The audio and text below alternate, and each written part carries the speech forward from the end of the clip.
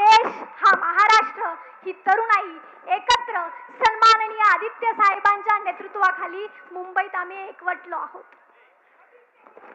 साहेबांना म्हणा, साहेब तुम्ही आमदार उचलून जाऊ शकतात, तुम्ही खासदार उचलून घेऊन जाऊ शकतात, पण या देशातला प्रामाणिक आवाज तुम्ही कधीच उचलून जाऊ घेऊ शकत नाही.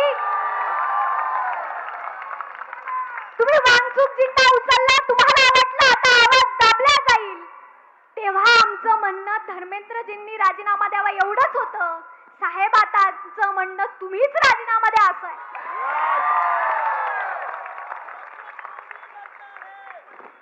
हा तोच देश आहे ज्या देशात रेल्वेचा अपघात झाला म्हणून शास्त्रीजींनी राजीनामा दिला होता. ही नैतिकता होती. आज तीच नैतिकता हरवली आहे. देशाच्या पंतप्रधानांना विनंती आहे, तीच नैतिकता जपत तुमच्या सकट शिक्षण मंत्र्यांनी राजीनामा दिलाच पाहिजे.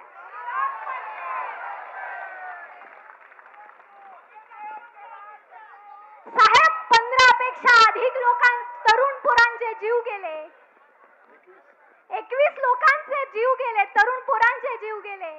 त्यांना सांगितलं पाहिजे साहेब ते सुद्धा हिंदूच होते.